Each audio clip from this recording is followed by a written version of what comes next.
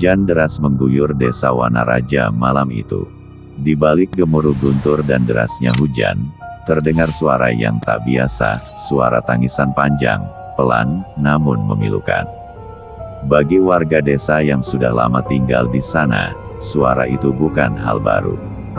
Mereka menyebutnya suara kutukan, dan suara itu selalu datang dari sumur tua di ujung desa. Sumur itu telah lama ditutup. Tidak ada yang berani mendekat, apalagi membuka penutup kayu yang sudah dipaku rapat dan diberi tanda larangan dengan kain merah. Mereka bilang, sumur itu bukan sekadar tempat air, ia adalah lubang ke dunia lain. Tempat arwah penasaran merintih dalam gelap. Di rumah tua dekat sumur, tinggal seorang wanita parubaya bernama Bukarsa. Ia hidup sendiri sejak suaminya meninggal 5 tahun lalu. Malam itu, ia terbangun karena suara tangisan yang terdengar jelas di telinganya. Padahal semua pintu tertutup, dan hujan masih mengguyur lebat.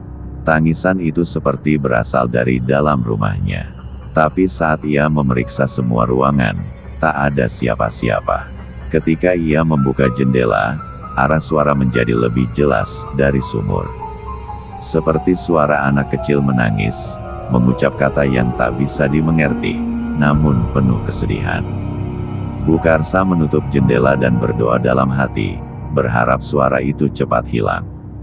Keesokan paginya, seorang anak laki-laki bernama Damar hilang saat bermain bersama teman-temannya. Terakhir kali terlihat, ia berjalan menuju arah sumur karena mendengar suara aneh yang memanggil namanya. Warga pun gempar. Ini bukan kali pertama anak-anak hilang di desa itu. Namun, setiap kali hilang, tak pernah ada yang ditemukan kembali. Seperti lenyap begitu saja, tak ada jejak, tak ada saksi. Pak Suryo, kepala desa, memanggil semua warga untuk rapat darurat.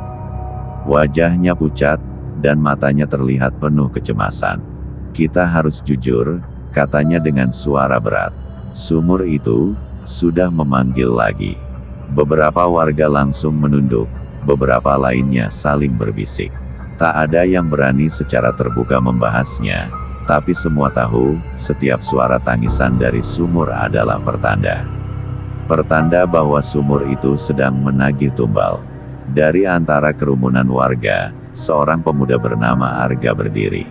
Ia baru kembali dari kota setelah bertahun-tahun meninggalkan desa. Ia tak percaya pada tahayul, dan suara-suara itu baginya hanya sugesti. Kalau kalian semua takut, biar aku yang memeriksa sumur itu, serunya lantang. Mungkin ada binatang atau orang gila di dalamnya. Warga menatapnya dengan campuran harap dan takut. Bukarsa mencoba menahannya, tapi Arga sudah memutuskan. Malam itu, Arga datang ke sumur dengan membawa senter dan kamera. Ia ingin membuktikan bahwa semuanya hanya khayalan warga desa. Namun, saat ia membuka penutup kayu sumur itu, ia tak melihat apa-apa, sampai senter menerangi bagian bawah yang gelap gulita. Dua bola mata menatap ke atas, mata yang penuh luka, merah, dan menangis darah. Dan suara itu, kini tak hanya terdengar samar, tapi jelas, dekat, dan memanggil nama Arga. Arga mundur dengan napas terengah. Tangannya gemetar memegang senter yang nyaris terlepas. Sumur itu bukan sumur biasa. Ia bersumpah melihat mata itu, mata penuh amarah dan kesedihan, menatap lurus ke arah wajahnya.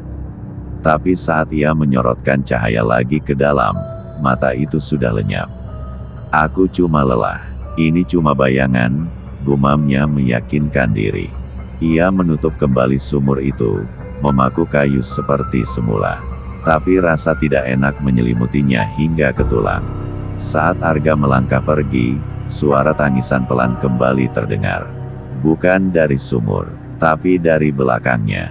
Dekat, sangat dekat. Dia menoleh. Kosong. Hanya gelap dan suara hujan rintik di dedaunan. Dengan cepat, Arga berlari kembali ke rumah Bu Sari, tantenya, tempat ia menginap selama di desa. Wanita itu sudah menunggu di teras dengan wajah tegang. "Kau ke sumur itu?" "Iya," tanyanya tanpa menunggu Arga bicara. "Cuma sebentar, tapi, Tan, aku rasa ada sesuatu di dalamnya." Busari menarik napas panjang, lalu menguncinya di ruang tamu. "Dengar, Arga, kau sudah terikat sekarang. Begitu kau membuka sumur itu, suara itu akan ikut. Dia akan menempel padamu." "Siapa dia?" tanya Arga. "Arwah anak yang dulu dibuang ke dalam sumur itu," jawab Busari lirih.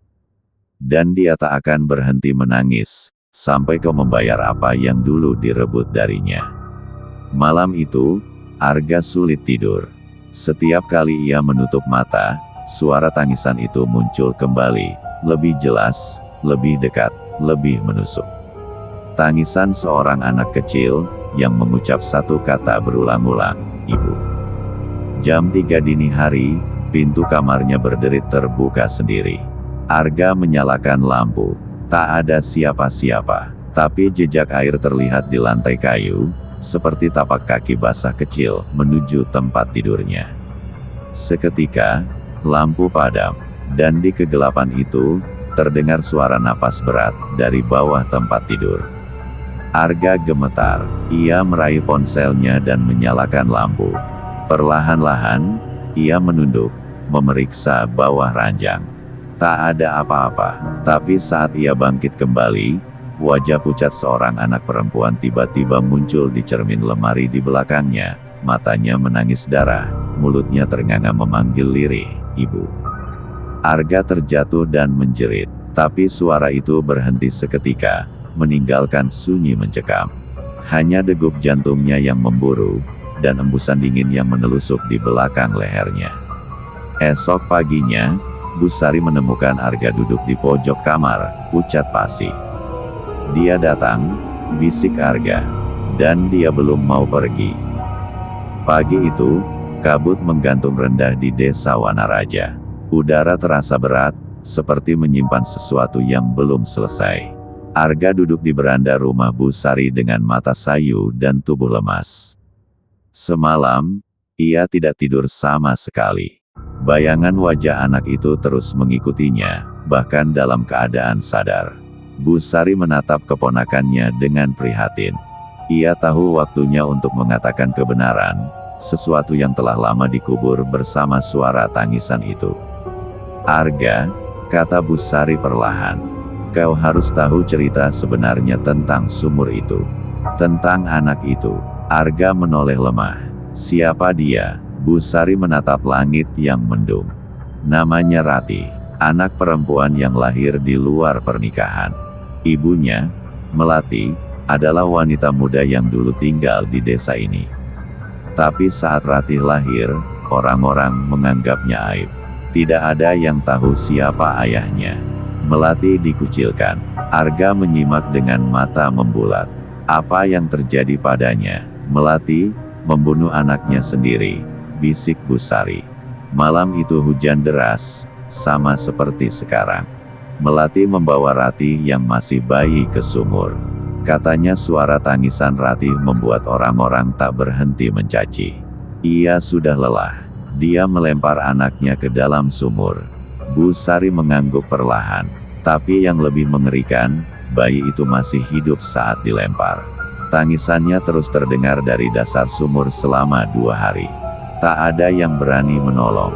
Akhirnya, sumur itu ditutup. Dan sejak itu, suara tangisannya tidak pernah benar-benar hilang. Arga memejamkan mata. Perasaan bersalah menggerogoti dadanya. Ia telah membuka sumur itu kembali. Membuka luka yang belum sembuh. Membebaskan sesuatu yang seharusnya tetap terkubur. Malam harinya, desa kembali gempar. Seorang anak perempuan bernama Naya ditemukan tewas di ladang, tubuhnya penuh lumpur dan matanya membelalak. Anehnya, tidak ada luka fisik, namun wajahnya menunjukkan ketakutan luar biasa. Warga mulai panik. Semua percaya, kutukan sumur telah bangkit lagi. Pak Suryo memutuskan untuk memanggil seorang dukun tua bernama Mbah Wira, yang pernah melakukan ritual penenangan saat sumur pertama kali ditutup bertahun lalu. Bahwira datang dengan wajah keriput dan sorot mata tajam. Saat mendengar Arga membuka sumur, ia marah besar. "Kau telah membangunkannya," geramnya. "Arwah anak itu tak pernah diberi maaf. Tak pernah dikubur. Sekarang dia menagih apa yang pernah direbut darinya. Lalu apa yang harus kulakukan?" tanya Arga dengan suara putus asa. Bahwira diam sejenak. "Kau harus membawa kembali ibunya. Hanya Melati yang bisa membuat arwah anak itu tenang." Arga tercengang. "Melati? Tapi bukankah dia masih hidup?" potong Bahwira. "Hidup dalam pelarian, penuh dosa, dan ketakutan. Dan dia tinggal tidak jauh dari sini." Arga memacu sepeda motornya ke arah dusun tetangga yang disebut Bahwira. Udara semakin dingin, dan jalanan kecil yang dilalui dipenuhi ranting kering serta kabut tipis yang menggantung rendah. Di dalam hatinya, Arga digelayuti rasa takut dan penasaran. Siapa sebenarnya Melati? Dan mengapa ia tak pernah kembali ke desa Wanaraja? Setelah hampir 20 menit perjalanan, Arga tiba di sebuah rumah panggung kecil di tengah kebun bambu. Rumah itu terlihat sepi, hampir seperti tak berpenghuni. Namun asap tipis mengepul dari dapurnya. Ia mengetuk pintu perlahan. "Permisi, Bu Melati." Tak ada jawaban. Ia mengetuk sekali lagi, lebih keras. Pintu terbuka perlahan, dan seorang wanita parubaya dengan wajah kusut dan mata cekung berdiri di baliknya. Tubuhnya kurus, tangan gemetar memegang dahan kayu sebagai penyangga. Arga langsung tahu, ini pasti dia. "Apa kau, Melati?" Wanita itu mengangguk pelan, suaranya lirih. "Kau dari Wanaraja?" Arga mengangguk. Melati menunduk, seperti tahu alasan kedatangannya. Dia menangis lagi. "Bukan," gumamnya. "Ya," jawab Arga. "Dan anak-anak mulai jadi korban." Melati terdiam cukup lama. Ia lalu duduk di bangku kayu dan mulai bercerita dengan suara bergetar. "Aku muda dan bodoh. Tak tahu siapa ayahnya. Saat dia lahir, aku dijauhi semua orang. Tak ada yang membantu. Tak ada yang peduli. Setiap malam aku menangis bersama Rati, sampai aku tak tahan lagi." Matanya berkaca-kaca. "Aku tak membunuhnya karena benci. Tapi karena aku pikir, dengan begitu, aku menyelamatkannya dari kebencian dunia." Arga mengepal tangan. Tapi dia tak mati. Tangisannya terus terdengar. "Dia menderita sampai akhir, Bu." Melati terisak. "Aku tahu, aku dengar suara itu setiap malam. Di kepalaku, di mimpiku, bahkan saat aku jauh dari desa." Arga berdiri. "Kalau begitu, kau harus ikut. Harus bicara padanya, atau lebih banyak yang akan mati." Namun Melati menolak. "Tidak, aku tak bisa kembali ke sana. Dia akan membunuhku." Suara angin mendesir dari luar rumah, membuat daun bambu saling bergesekan. Lalu, terdengar suara lain. Lirih, menyayat, seperti suara anak kecil menangis dari balik dinding rumah. Melati membeku. Arga menatap sekeliling, panik. "Bu, kau dengar itu?" Melati hanya mengangguk perlahan. Wajahnya membiru ketakutan. Tangisan itu makin jelas. Tiba-tiba lampu di rumah padam. Jendela terbuka sendiri, dan udara dingin menyergap masuk. Suara itu kini berubah. Bukan hanya tangisan, tapi gumaman. Kata yang sama berulang-ulang. "Ibu, ibu, ibu." Sebuah bayangan kecil melintas cepat di belakang dapur. Arga mengejar, tapi tak ada siapa-siapa. Ketika ia kembali ke ruang depan, Melati sudah tak sadarkan diri. Tubuhnya kaku, dan wajahnya basah oleh air mata darah. Melati dibaringkan di rumah Bu Sari malam itu. Tubuhnya masih dingin, matanya kosong seperti kehilangan jiwanya. Arga menatap tantenya dengan gusar. Dia harus bicara pada Rati. Kalau tidak, arwah itu tidak akan tenang.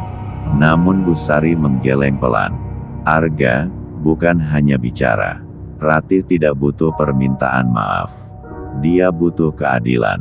Malam itu, suara tangisan semakin sering terdengar, bahkan sebelum hujan turun. Kali ini bukan hanya dari arah sumur, tapi dari berbagai sudut desa, atap rumah, belakang dapur, bahkan di dekat telinga para warga yang sedang tidur. Warga mulai ketakutan. Mereka berkumpul di balai desa. Anak-anak tak lagi boleh keluar rumah. Lampu dinyalakan sepanjang malam, tapi tetap satu persatu mengalami hal aneh. Seorang wanita tua mengaku melihat anak kecil duduk di depan pintu rumahnya, memeluk boneka lusuh, dengan kepala terkulai ke samping. Ketika didekati, anak itu mendongak, dan matanya kosong, hitam seluruhnya. Di rumah lain, seekor kucing mati tergantung dengan wajah tertusuk jarum. Di bawah tubuhnya tertulis kata dengan darah, "Ibu bohong." Arga tahu, waktu hampir habis. Ia mendesak Mbah Wira untuk segera melakukan ritual penenangan. Tidak bisa sembarang. Kita harus membawa Ratih ke atas. Menyuruh ibunya sendiri meminta maaf, langsung di depan sumur itu, ujar Mbah Wira. Tapi sebelum itu, kau harus tahu sesuatu. Mbah Wira menyalakan dupa dan mengambil gulungan kain merah dari peti kayu tua. Di dalamnya, ada sebuah catatan tua dengan tulisan tangan, "Ratih bukan satu-satunya." Arga membaca isi catatan itu dengan jantung berdegup keras. Ternyata, Melati bukan satu-satunya wanita yang membuang anak ke sumur itu. Bertahun-tahun lalu, di masa kelam desa, sumur itu menjadi tempat membuang bayi-bayi yang dianggap aib, hasil hubungan gelap, atau anak cacat yang tak diinginkan. Ada lebih dari 3 anak yang dibuang ke dalam sumur itu, kata Mbah Wira lirih. Namun hanya satu yang suaranya kuat, yang terus menangis dan memanggil ibunya. Itu sebabnya kutukannya begitu kuat. Arga terdiam. Jadi sumur itu adalah kuburan massal, tempat tak bernama yang menyimpan begitu banyak arwah tak berdosa. Malam itu, Melati akhirnya sadar. Tapi ia tak bisa berbicara. Suaranya hilang.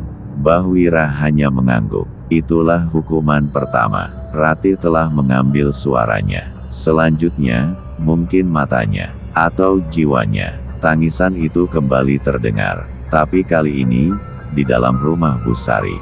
Tiba-tiba, kaca jendela retak, lampu padam, dan di tengah gelapnya ruang tamu, mereka semua melihat seorang anak kecil berdiri, tubuhnya basah kuyup, rambut menutupi wajah. Perlahan, kepala anak itu menoleh, dan memperlihatkan wajahnya. Mata kosong, pipi berlubang, dan mulut yang tak pernah berhenti menggumam. "Ibu, aku di sini. Kenapa kau buang aku?" Melati menjerit, tanpa suara.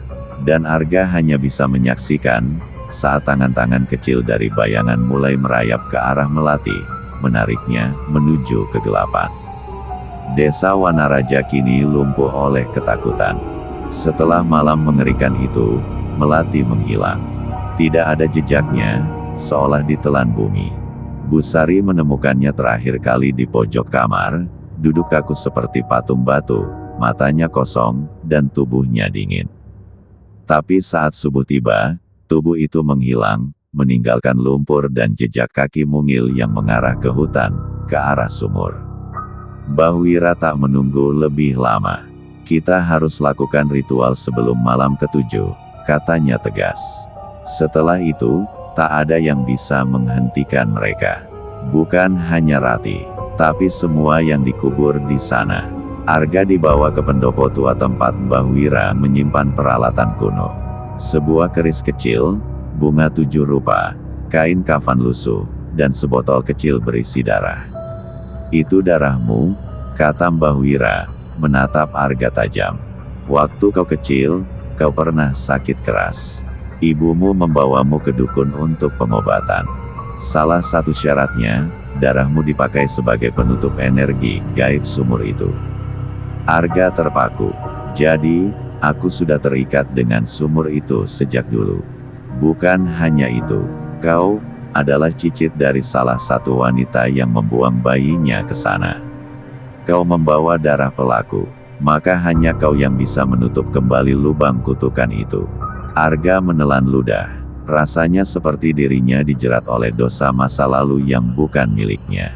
Malam itu, mereka menuju sumur. Desa gelap gulita. Tak ada yang berani keluar rumah. Di tepi sumur, angin berputar aneh, membuat dedaunan berjatuhan seperti salju. Aroma amis dan bunga busuk memenuhi udara. Bahwira mulai mengatur persembahan. Ia menabur bunga di sekeliling sumur, menancapkan 4 lilin di setiap penjuru. Arga diminta duduk bersila, memejamkan mata, dan mengulangi mantra kuno yang dituliskan di daun lontar. Tapi ketika darahnya diteteskan ke tanah, sumur itu berguncang. Kayu penutupnya terbuka sendiri. Asap hitam menyembur keluar, diiringi suara jeritan anak-anak. Bukan hanya satu, puluhan bayangan-bayangan kecil merayap keluar dari dalam sumur. Mereka tidak berbentuk jelas, tapi masing-masing membawa kengerian yang sama, wajah-wajah rusak, tubuh luka, dan suara tangisan yang menusuk. Bahwira berteriak, "Jangan berhenti, lanjutkan mantranya." Arga gemetar, suaranya nyaris tak keluar. Tapi di balik asap pekat itu, sosok Rati muncul, jelas, nyata. Ia berdiri di depan sumur, menatap lurus pada Arga. Tangannya menunjuk ke satu arah, ke hutan. Suaranya lirih, hampir seperti bisikan angin. "Ibu, di sana." Dan dari balik pepohonan, Melati muncul, berjalan pelan seperti mayat hidup. Matanya kosong, wajahnya pucat. Tapi saat melihat Rati, air mata mengalir deras. "Ibu minta maaf, maafkan ibu, Rati." Rati hanya menatapnya, lalu berkata, "Ibu bohong, ibu ingin aku mati." Melati menjerit, tubuhnya langsung terbakar dari dalam. Api hitam menyelimutinya tanpa suara. Dalam sekejap, hanya tersisa abu, yang jatuh ke tepi sumur. Arga memekik, tapi saat ia kembali menatap Rati, arwah anak itu mulai menghilang perlahan. Wajahnya tak lagi penuh dendam. Air mata jatuh membasahi pipinya. Rati menatap Arga untuk terakhir kalinya, lalu berkata pelan, "Terima kasih, kakak." Sumur itu tertutup sendiri. Tanahnya retak dan mulai menumbuhkan rumput. Bayangan-bayangan lenyap. Malam kembali tenang. Namun Arga tahu, kutukan itu belum sepenuhnya padam. 3 hari telah berlalu sejak ritual di sumur. Desa Wanaraja mulai tenang, tapi tidak bagi Arga. Setiap malam, mimpi-mimpi aneh datang mengganggunya. Dalam mimpi itu, ia berada di sebuah ruangan gelap yang dipenuhi suara bayi menangis. Dan selalu, di sudut ruangan, Rati duduk membelakanginya, memeluk boneka, membisikkan satu kalimat. Dia belum membayar dosanya. Arga terbangun dalam peluh dingin. Saat menatap ke jendela kamar, ia terkejut, ada goresan di kaca, tulisan samar seperti digores pakai kuku. "Ayahku masih hidup." Arga segera mendatangi Bahwira. Lelaki tua itu mengangguk pelan saat mendengar ceritanya. Kutukan ini tak bisa sepenuhnya pergi kalau satu bagian dari kisah Rati belum ditutup. Ayahnya, dia yang pertama membuang Rati. Dia yang menolak mengakuinya. Dengan bantuan Busari, Arga mulai menyelidiki masa lalu Melati. Dari arsip lama dan bisik-bisik warga tua, mereka menemukan satu nama, Wicaksana, seorang lurah muda kala itu, yang dikenal santun dan karismatik, namun ternyata menyimpan aib besar. Wicaksana kini tinggal di kota kecil tak jauh dari Wanaraja. Pensiun dini, hidup tenang bersama istri sah dan 2 anaknya. Saat Arga datang, Wicaksana tak mengenalinya. "Ada yang ingin saya tanyakan, Pak," kata Arga tajam. "Tahun 1997, Anda menjalin hubungan dengan wanita desa bernama Melati." Wicaksana membeku. Matanya bergerak gelisah. "Saya tidak tahu siapa itu." Arga menunjukkan sehelai foto lama, Melati muda, menggendong bayi perempuan, Rati. Wajah Wicaksana memucat. "Kau, dari desa itu?" gumamnya. "Bukan hanya dari sana. Aku melihat arwah Rati. Dia belum tenang karena kau belum mengakuinya sebagai darahmu." Wicaksana berdiri gemetar. "Itu masa lalu. Aku masih muda. Dia jebak aku." "Dia tidak jebak siapapun. Dia hanya minta diakui," bentak Arga. "Tapi kau buang anakmu ke sumur terkutuk itu dan hidup tenang sampai hari ini." Tiba-tiba, listrik di rumah padam. Angin dingin menyeruak masuk dari sela jendela yang tertutup. Anak bungsu Wicaksana menjerit dari dalam kamar, lalu berlari ke ruang tamu. "Pak, di kamar, ada anak perempuan," dia bilang, namanya Rati. Wajah Wicaksana membiru. Tidak mungkin." Arga berdiri. "Kau harus ikut ke sumur. Saat ini juga, akui dosamu, atau anakmu yang sekarang akan menjadi korban." Tanpa pilihan lain, Wicaksana ikut dibawa kembali ke desa Wanaraja malam itu. Di bawah bulan purnama yang redup, ia berdiri di hadapan sumur yang sudah tertutup rumput liar. Tak ada suara, tak ada angin, tapi dari dasar sumur terdengar suara lirih. "Ayah, akhirnya kau datang." Wicaksana berlutut. Air matanya tumpah. "Maafkan aku, Rati. Maafkan aku." Dan dari tengah sumur, perlahan muncul cahaya lembut. Bunga-bunga liar bermekaran di sekelilingnya. Sosok Rati muncul sesaat, kini tampak damai, tanpa luka, tanpa tangis. Ia menatap Wicaksana, lalu menghilang bersama angin. Malam itu, tak ada jeritan, tak ada bayangan, hanya kesunyian yang menenangkan. Namun sebelum mereka pergi, Arga melihat satu hal. Di batu pinggir sumur, ada tulisan baru, seolah digores tangan kecil. "Terima kasih, Kakak." Pagi menyapa desa Wanaraja dengan keheningan yang ganjil. Matahari bersinar hangat, burung berkicau, namun Arga merasa dadanya sesak. Meski arwah Rati telah tenang, ia masih bermimpi buruk setiap malam. Tangisan bayi tetap terdengar, bukan dari sumur, tapi dari dalam dirinya. Mbah Wira datang pagi itu, membawa sesuatu, sepucuk surat tua dan sebuah liontin emas. "Ini milik ibumu. Ia titipkan padaku sebelum meninggal. Katanya, kalau suatu hari kau mulai mendengar suara dari sumur, berarti waktunya tiba untuk tahu semuanya." Arga perlahan membuka surat itu. "Arga anakku, maaf karena aku menyimpan ini darimu. Kau bukan anak kandungku. Aku menemukanku di tepi sumur, dalam keranjang, malam ketika badai besar menerjang desa. Ada liontin di lehermu, bertuliskan nama, Arga. Aku tahu, kau bukan satu-satunya yang dibuang malam itu. Tapi kau selamat, karena seorang anak kecil, menyembunyikanmu di balik akar pohon beringin. Dia yang menyelamatkanmu. Anak itu, Rati." Arga membeku. "Aku juga korban."